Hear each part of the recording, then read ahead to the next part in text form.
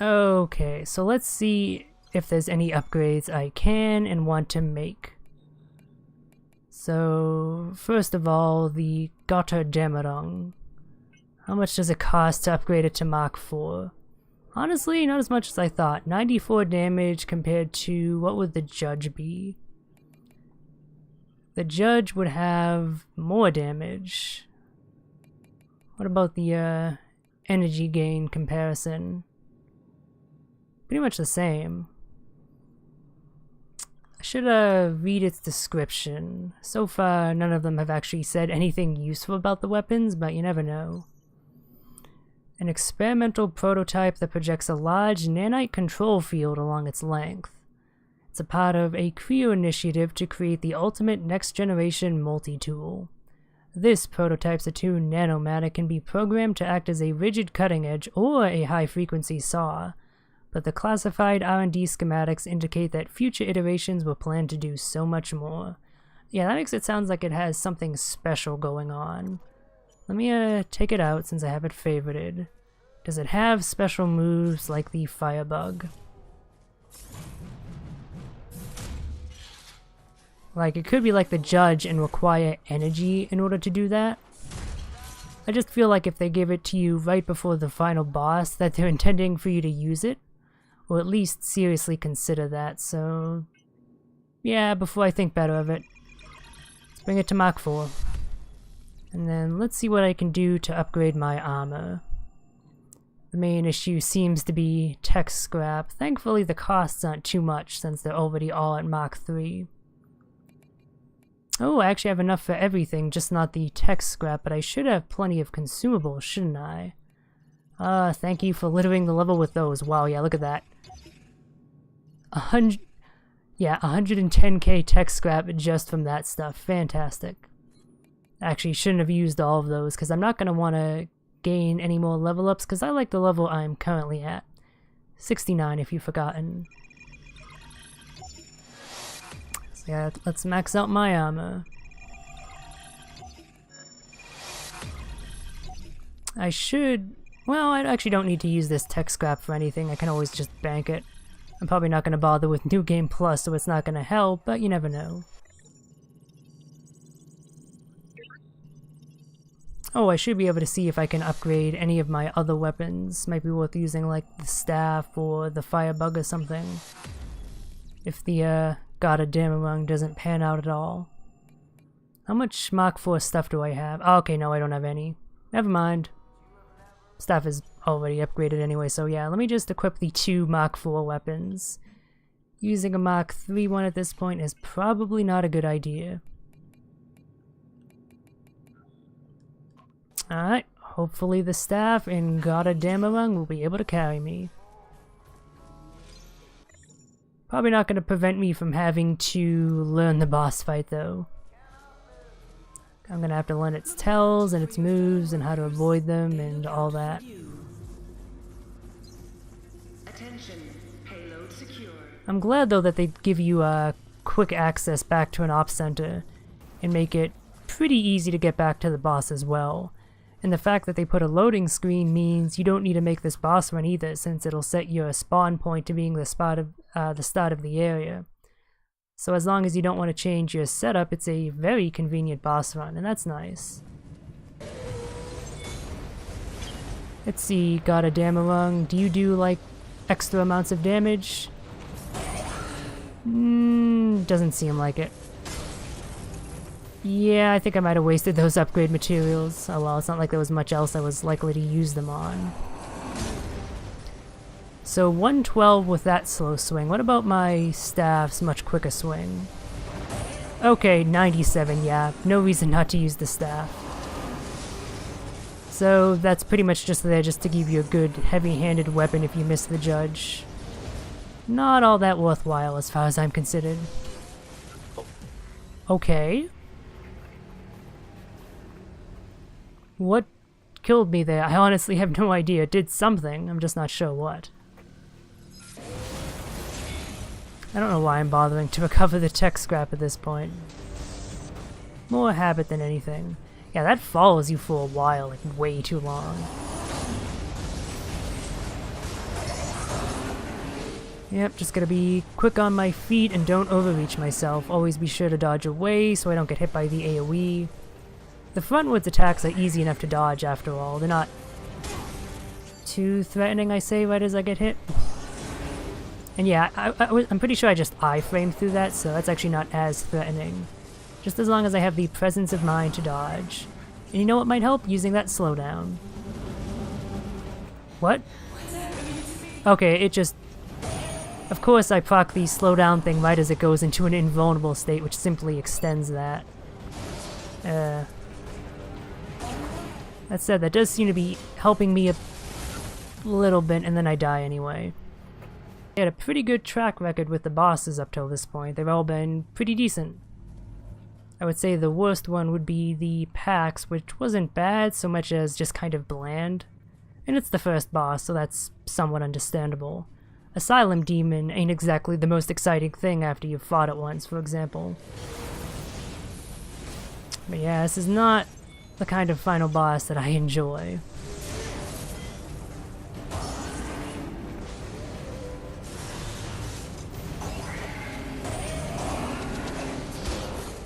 Not a fan of that attack. The fact that it does 2 hits that are guaranteed, it's not really a bad thing, it's just, in terms of feel, it just feels kind of bullshit. Like doing, like, one attack that would have done the same amount of damage feels less bullshit to me. Like, if an attack does multiple hits, I feel like I should be able to dodge or block my way out of them. And when it's impossible, like it seems to be there, it just does not end up feeling good. I can't tell what's going on. Yeah, I'm not building up energy anywhere near quickly enough. Seems like staying to the right side, or the boss's left side technically, is a good idea. Most of its melee strikes hit towards the other side. That one, though, hits all around. What? God, this boss is so janky, though, just Warren getting risen up into the air by clipping through the boss's model. Not a very elegant fight, that's for damn sure. It does look cool, though. I like its design. Even if it is a bit messy.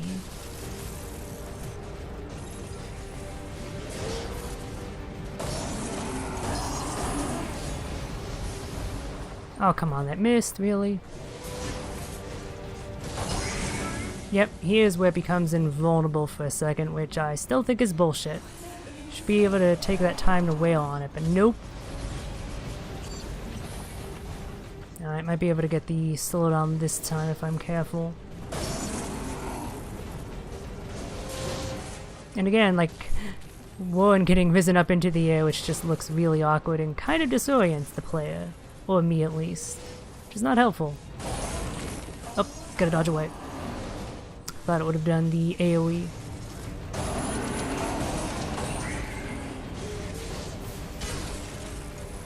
Nope, almost have enough for the slowdown, come on. Don't want to focus too much on it. Oh wait, is it actually draining my energy? Is that what's occurring here? Wait a minute, these things aren't going to turn out to be completely fictional, are they? What with talking about war and having a psychotic break? Like all these goo monsters don't actually exist? That would explain the point of that audio log earlier that was talking about the fiction of reality, that things aren't necessarily as we seem. That things can be just kind of faked completely if the mind is willing to believe it and that sort of stuff. And I think I mentioned that even earlier, that what if it turns out everything is a dream and like the crazy dudes are actually just innocent people that we're rampaging through. Am I not even hitting this? I don't seem to be doing damage. Oh wait, okay, of course, as soon as I try and take a step back to take abreast of the situation, that's when I get murdered. Okay, I see what was going on there. So, yeah, you could see that various parts of its body, the limbs that I had damaged, were red. And they no longer had hitboxes, and I couldn't lock onto them either. So that's the goal of the fight, is to damage each of the limbs to the point where it turns red.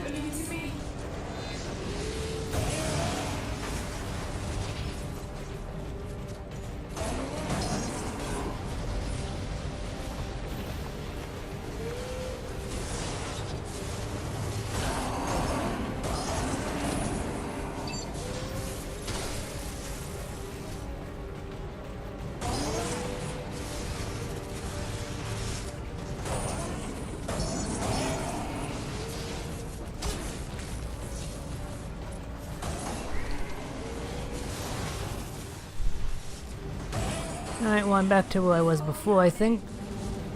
Doing a little bit better, mostly focusing my energy on using the shield drone.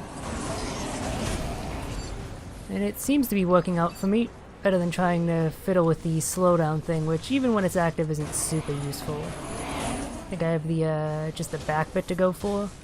Yeah, with the drone out, I don't take too much damage at all, which is nice. They definitely expect you to be using that. Okay, and it's nearly dead, so... I feel like there might be a second phase because it hasn't been too tough of a boss, as much trouble as I've been having with it, admittedly. Nope. More stuff going on. Fuck you. That's a thing to hear an AI to say. Usually they're more eloquent than that. It's nice when they're not, though. Okay, crap, I'm doing really bad all of a sudden. That's not good. What bit am I locking onto? Wait, oh, I can't lock onto anything. Huh.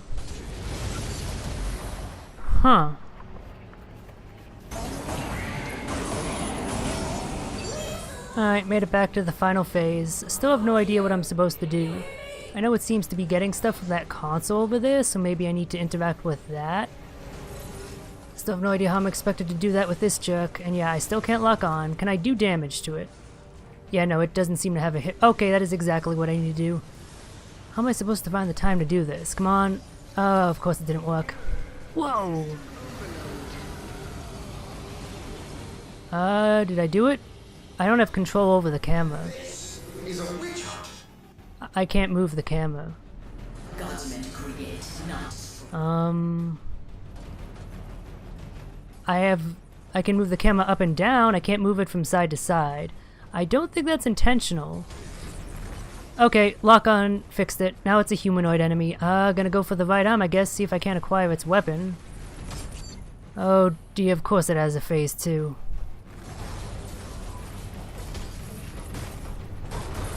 And it has a lot of health. That also figures. Gonna try and gather enough energy. Oh, it's the same moveset as those guys. I guess I should have learned them more, huh? This game's punishing me for not doing that. Although it actually seems less aggressive than those. Whoa, look at that spin to win. That is insane.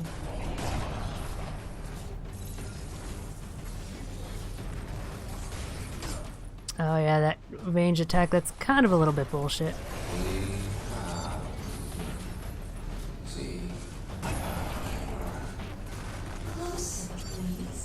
Yep, keep the slowdown on because that just allows me to do way more damage and gives me a much easier time in general. Seriously, it lets me build up enough energy quickly enough that I can pretty much go for the slowdown indefinitely. It's kind of OP. Oh, yeah, that attack's tricky to avoid if he's not slowed down. It's kind of OP versus humanoid enemies as I'm showing off here. Which is why I'm using it so much. It's my key to victory at this point. Am I going to be able to go for an execution at the end, or... I would hope that it would follow with that, like all the other humanoid fights. Yep, just keep the slowdown applied. It makes things easy peasy, lemon squeezy. Yep, execution time. Final boss weapon. Rogue process. Eliminated. No boss weapon though, or... Oh, Claws of the Gestalt. No V2? I guess I must not have done the special win condition. Not that that surprises me.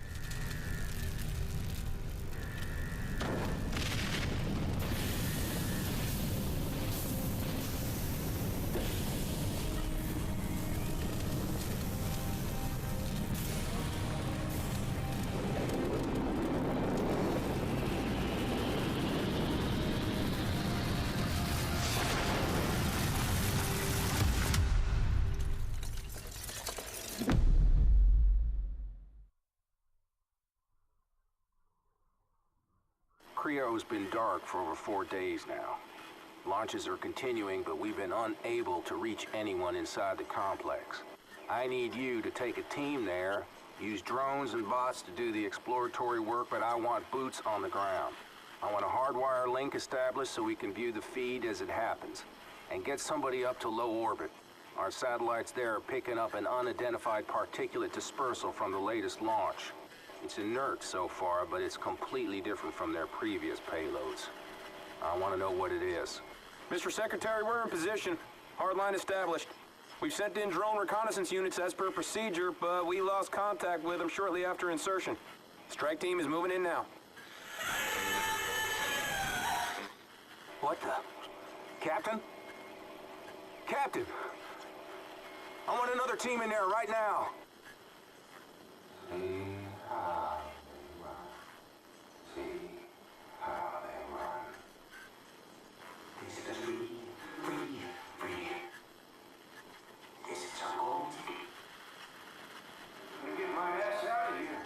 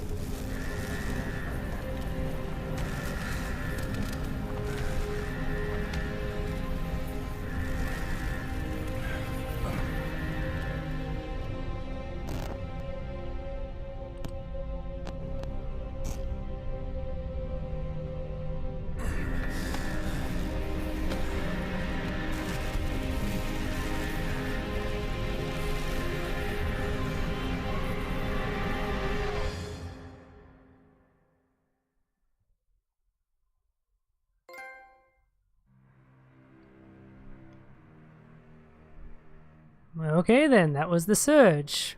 I still have no idea what the surge actually was supposed to be. I guess maybe something relating to the AI.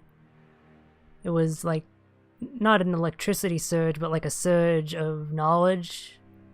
That whole audio log that mentioned how there was plenty of non-AI data in there, like data that looked a lot like human brainwaves and stuff, as the AI was evolving and incorporating human elements and stuff. Which is kind of like the reverse of what the Utopia project aimed to do, which was to make humans into more machine-like life forms.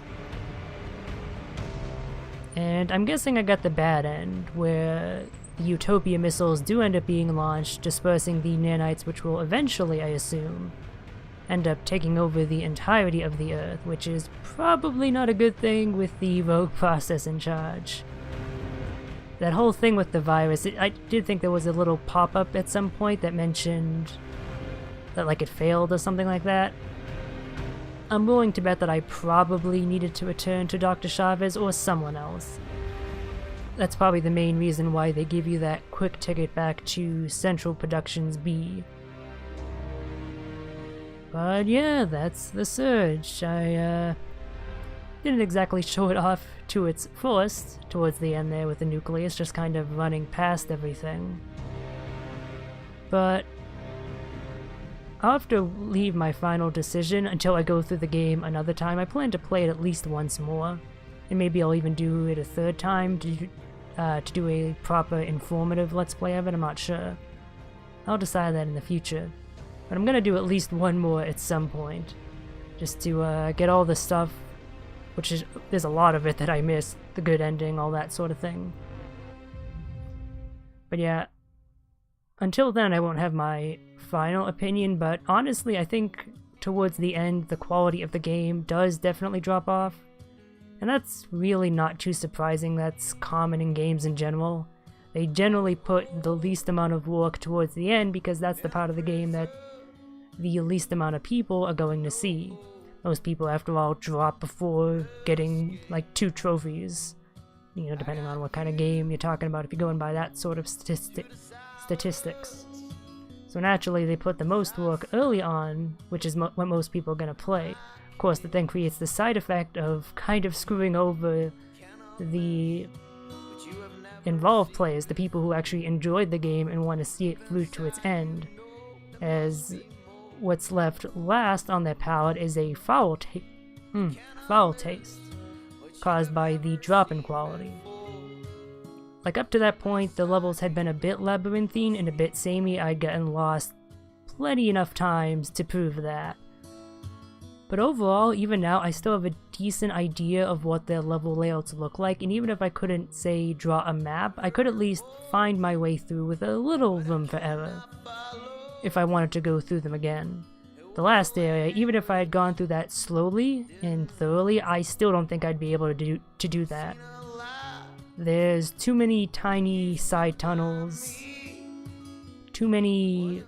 Really, that's actually the biggest issue with that level, I think. Too many connecting side tunnels.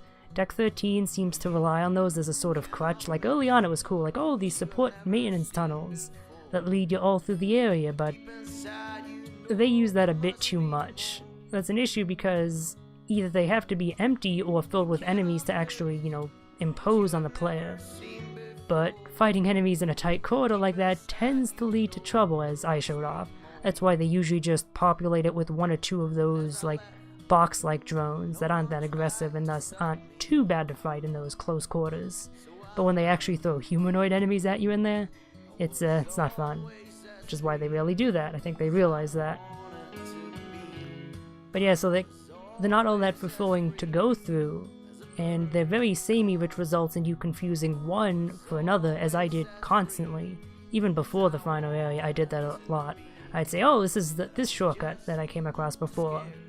And then I actually go through it and realize, oh no, it's a different shortcut entirely, or not even a shortcut. One thing that they could have done to alleviate that somewhat is more distinct environmental visual markers, like the signs were a good choice. Because they would always point you to either where you wanted to go, whether it be a maglev or the ops or whatever. And it served as a somewhat distinct signpost, as usually the formations of the signs would be different in each area. If they had done a little bit more of that sort of thing, like, I don't know, maybe uniquely colored signs, or just like flashes of color, or something that would be distinct that would tell you for sure, oh, this is this part of the level, and not this otherwise similarly looking part. If they had done that, it would have done a lot to help that sameness, and that would have improved the final area a bunch. Enemy-wise, the final area, I felt like the game did a good job of appropriately increasing the difficulty throughout. That's actually one of the things that the game does that I'm pretty impressed with. Like the Dark Souls games, they tend to have a somewhat sloppy difficulty curve. It usually starts out fairly difficult as you don't have much stuff in your character and you're still getting used to exactly like how the combat system works in any given game. And then the difficulty just slowly goes down from there, occasionally spiking up in an area or two, like if it's optional, or if you go to some place before you're necessarily expected to.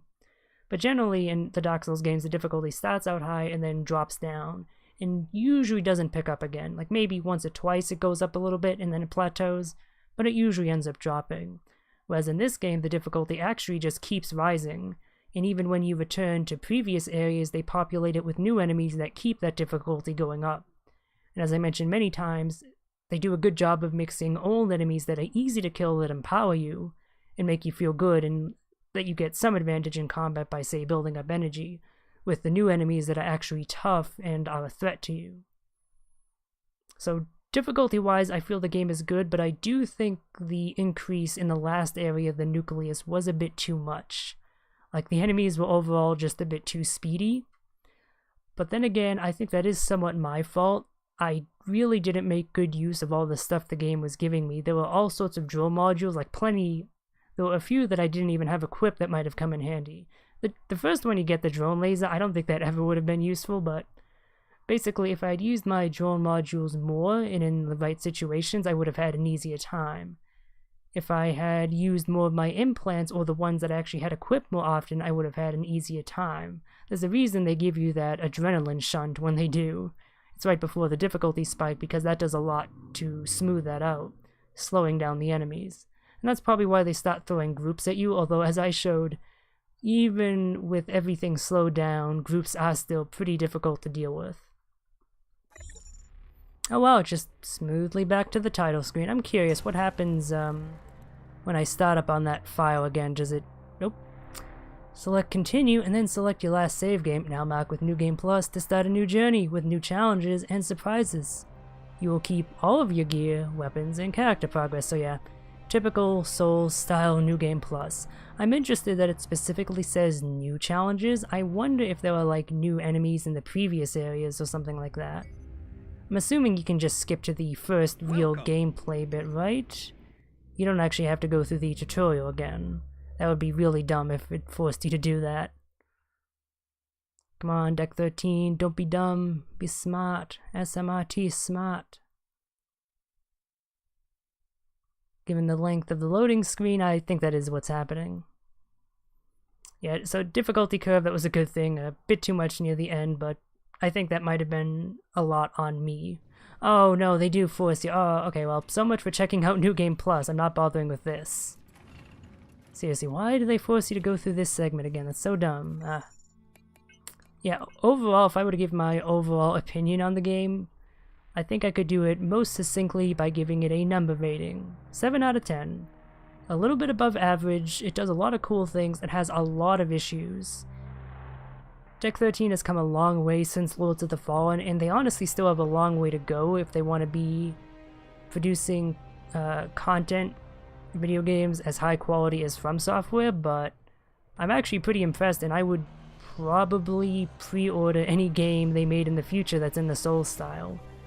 Because more so than making a game that's as good as Dark Souls, they've made a game that's different than Dark Souls while still being within the same action-adventure RPG subgenre, the Souls-like as people like to refer to it as.